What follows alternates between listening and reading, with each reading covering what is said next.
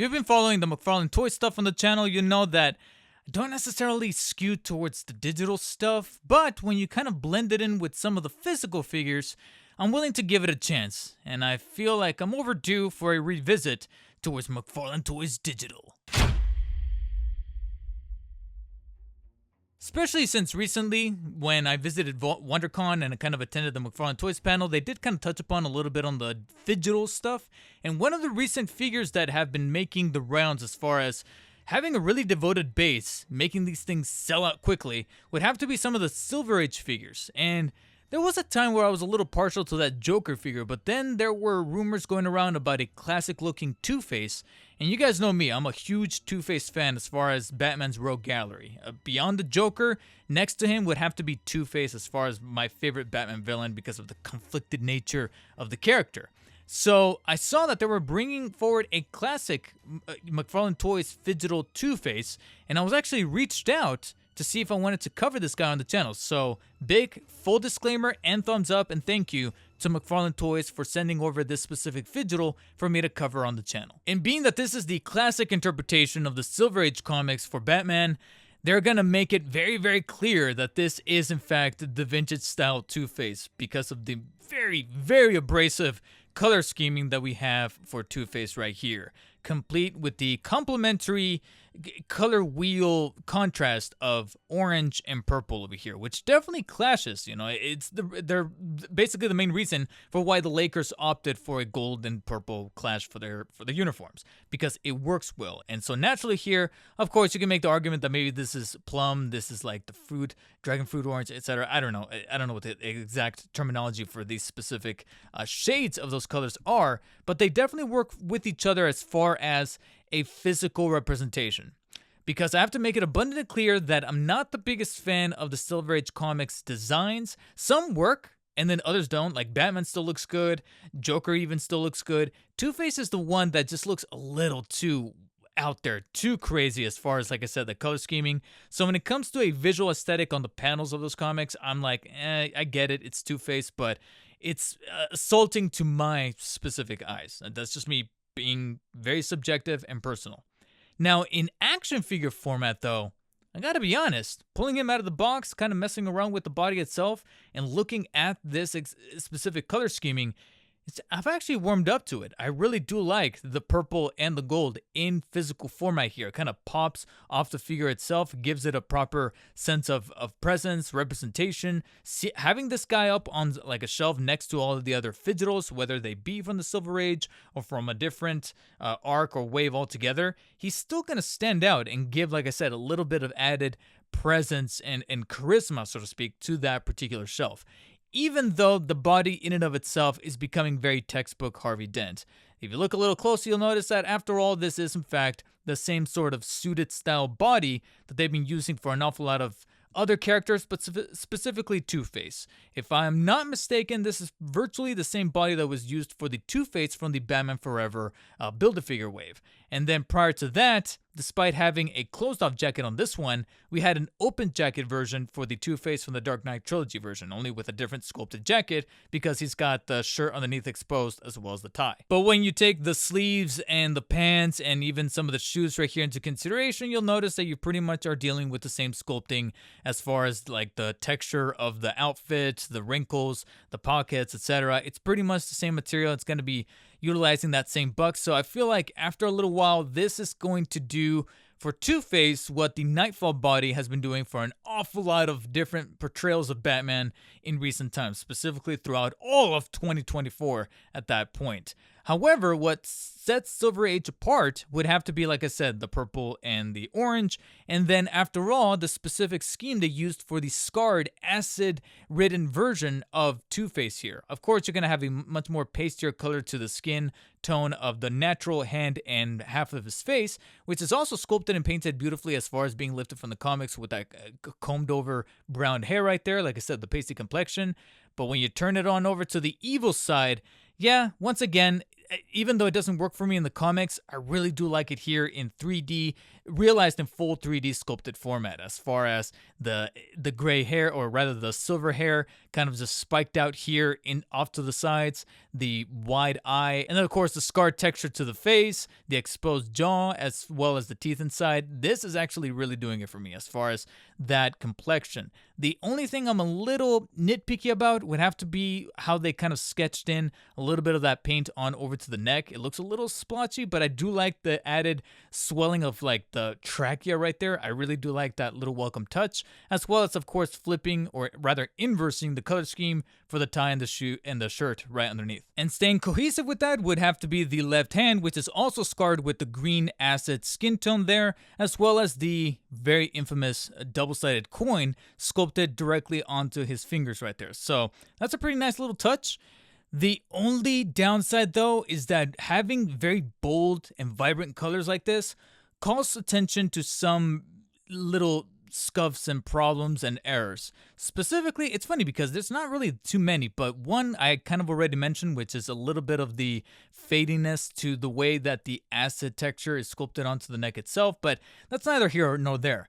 What I think is a little bit more egregious would have to be the painted wrist joints that you can kind of find right there, because you can see that they were painted just as well as the sleeves themselves. And frankly, it just kind of stands out like a sore thumb, because if anything, those joints should probably be painted according to the actual hand skin tone. So this one should be the pasty color like the natural right hand is, and then this one should be green like the acid scarred left hand. So I don't know, it might just be me, but frankly, I feel like those things should have been colored in a little bit more to make it look a little bit more natural, because having the joints be the same color of the sleeves, like I said, it looks kind of ugly. It looks bad, in my opinion. And if that wasn't bad enough, you look a little underneath, you'll notice that right here they do a decent job of continuing the color of like the orange on this side and the purple on this side. But then you'll notice that some of the purple parts were actually just orange pieces painted purple, specifically the jacking. You kind of see the lining right here and a little bit of that orange bleeding on through that they didn't match the coat with the paint right there. So that was a little bit of a bummer to kind of discover that. But again, that's just things that just kind of called attention to me. I know that the average collector is probably not going to care, but it's still something worthwhile of pointing out in a review such as this. And I guess the only other thing that is left to point out is that when it boils down to it, this is really about it for Two-Face, because even though we have the coin sculpted into the hand, he doesn't necessarily come with any accessories specific, very iconic and very character-centric ones that, of course, naturally are not going to be included with a WB licensed McFarlane Toys figure. You're going to have to solve that on your own. So the only thing really left to do with Two-Face here are two things. One, of course, the articulation, which follows pretty much any suited character. You have the head joint right here that allows the head to fully rotate 360 degrees, tilt up and down pretty fluidly, and actually pretty free-flowing, as if I do say so myself. I really do like the articulation that it manages to tilt in practically every kind of degree of movement right about right there. Despite, like I said, the sculpting of the hair, it doesn't get in the way, so I do really like the way that the head feels on the figure itself. The arms are fully able to rotate 360 degrees, as well as being able to extend onto the sides no problem. You do have the bicep swivels that are able to rotate in place, though they are a little bit firm on this specific figure. I don't know if that has to do with the tooling or the paint jobs in place, but you do have the two elbow joints that can fully bend all the way up. And despite my criticisms of the color of the joints on the wrists, they can still allow the hand to fully rotate 360 degrees and also bend inwards and outwards. I wonder though if maybe there was some kind of abandoned plan of having extra hand accessories, because the hands in and of themselves, either the coined one or the loose one, both feel kind of loose on the joint to the point where it almost feels like they can detach. So that's just the theory that I kind of came up with, but they do feel like they can come off, but frankly there's no point since there weren't any bonus hands to be tossed in at all. But right underneath the coat, you do have a little bit of a torso joint that allows rotation 360 degrees in place, as well as some slight crunching and extending towards the back and towards the front. But of course, being a suited character, it's not going to really allow you as much free-flowing movement as it could possibly do so. The top leg joints, because of the way that the bottom of the coat is sculpted and kind of wrapped around it, can only flex the legs only about that high up, so it's not going to be as as movable as other characters can do so with that joint, but it can extend towards the back a little bit more, like so, and extend on towards the sides ever so slightly right there before you start to warp a little bit of that rubberized plastic around the coat itself. Two joints at the knees that can fully bend all the way up, pretty standard issue. And being a suited character, of course, you're going to have the ball joints at the ankles that can kind of nudge the foot up and down and also fully rotate, but the movement in terms of any kind of like pivoting or inclining inside or outside, or like I said, nudging up and down, it's going to be a little bit limited because of the rim of the ankles right around right there of the pants. And yes, the toesies are still ever so present even on a Phygital like this, but much like with an awful lot of Phygitals, that really about does it as far as not just the articulation, but anything kind of tossed in, unless you're Batman. Unless your name is Batman, you're not going to be included with much of anything else except for, of course, the traditional base, trading card, and if you happen to be a Phygital, yes, you're also going to have the card that includes the code to kind of fulfill the digital part of the Phygital. And here you would have the code. Of course, you can see it's already been scratched and used, so don't even bother. I do find it kind of funny that if you look a little carefully, this code expires, so appropriately on July 2026. I wonder why they chose that date. Curious, but I digress. Anyways, so with this figure, I decided to kind of jump back into the fray of the whole McFarlane Toys digital aspect of things. And I logged into my account, pulled up the software, reinstalled it into my computer. Naturally, my gaming computer, my tower that I use for video editing, because it's going to have the necessary hardware to make this as much of a seamless and straightforward and intuitive process as possible. And this time, maybe it's because the account has already been set up, the whole stuff with like the wallet has already been dealt with in the past, that thankfully I didn't really have to do much beyond the preliminary login. I just had to log in with my initial username, my password, go to the redeem section, input that code, and I did get Two-Face. But it was the platinum black and white version. And don't get me wrong, when it comes to like preferences as far as color schemes, I do prefer the black and white. I still am kind of in a very indifferent stance as far as whether or not I should be getting this exact figure included in that digital, because even though he was still Two-Face, it was the black and white variant. It wasn't the the purple and orange version that you see before you're here. So even though I prefer the black and white aesthetic for Two-Face specific as a character, I still think that maybe kind of sprinkling or adding a little bit of added incentive to pick up Phygitals and to redeem the codes would be to maybe, like in a video game, let us choose the skin of the figure. You know, don't let us choose the figure. Just have it be the one figure, which in this case would be Two-Face. But I would have liked it if maybe we can have the option in and of ourselves inside of the software to choose the skin, to choose either between this color, the black and white. And I'm not saying that we need to have all colors available from the onset. Like say you have 3 colors that we can choose from right from the get-go, but then you have like 1 or 2 specific, kind of like in a video game, you have like certain skins that are available to you from the get-go, and then a couple of others that, depending on the company, depending on the practice, are going to be monetizable, and you either have to get them through the McFarlane Toys digital store as an NFT, or you get them through some other circumstance, or through like a trade-in.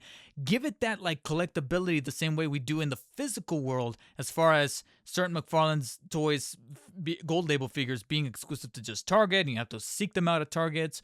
There's some red platinum chases with that red platinum sticker that you have to go out and find, because they're not going to be available online unless occasionally MTS decides to make them an EQL raffle, etc. Bring those practices to McFarlane Toys digital, and we can maybe have something going on, because right now I feel like that's one thing that I do think would be rather cool. As Todd would say, really cool idea. It would be to let us choose the skin of the digital version of this character. I do like that it was still Two-Face, and even though I am more partial to the black and white skin, I still wish I would have gotten the option to switch between either this skin and the black and white skin just right from the bat of redeeming that code. And then later it tells me, oh, but if you want the color scheme from Arkham Knight, or if you want the skin from a different iteration of Two-Face from the comics that is utilizing the same body, but it's just swapping the colors that are thematic to that portrayal of Two-Face from Rebirth, or from the 80s or the 90s, or something somewhere beyond Silver Age, etc.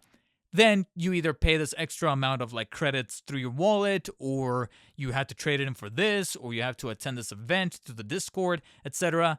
That I would love to see. And I feel like there's still kind of potential for that to be implemented in the future. It's not something that I feel is impossible to bring to the forefront of McFarlane Toys Digital. However, my mindset as far as the controls inside of the McFarlane Toys Digital software, in terms of like the creation rooms, I still think that there should be some other options, because I feel like the environments are still a little bit limited. I don't know why the Christmas one is still up, even though we're already past that. So maybe bringing something that is more seasonal, as far as like spring going into summer.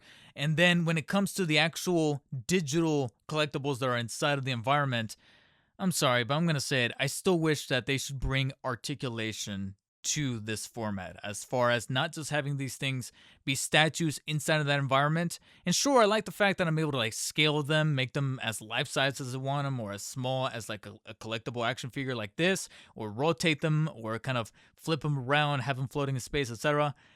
But you guys don't know how many hours I will spend in that world, in that digital environment, if I'm able to move the legs and the arms and all of this just like in there. Now, I know what some of you are thinking, especially armchair developers out there who are programmers, who are probably thinking of rigs and animations and controls. Like, it's going to be, at that point, you might as well start pricing subscriptions to sign up for McFarlane Toys Digital, because of the infrastructure that's going to be at play.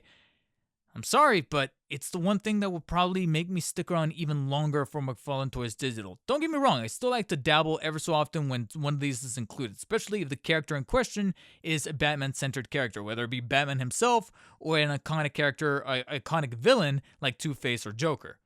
But in terms of making me not just give me the gateway of like a character, make me come in for the character, but make me stay for a different factor altogether, that factor would be articulation, making me actually being able to like move the rigs, the skeletal rig of the character in the environment, like the articulation is here in physical format, or bring about that collectability of the Build-A-Figure concept in real world and put it in the digital, where you're able to, redeem certain codes, and along with them, you get the arm of this character, you get the head, and then eventually that gives you the incentive to collect that entire web of NFT digital collectibles, piece together those arms, those legs, those torso, and boom, now we have Bane, now we have Killer Croc, now we have this specific vehicle, etc.